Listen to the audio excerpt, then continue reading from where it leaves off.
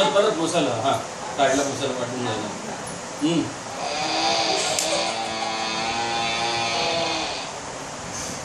मसाला काढल्यावर हां हां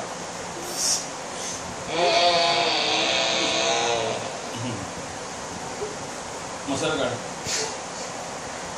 मसाला काढ.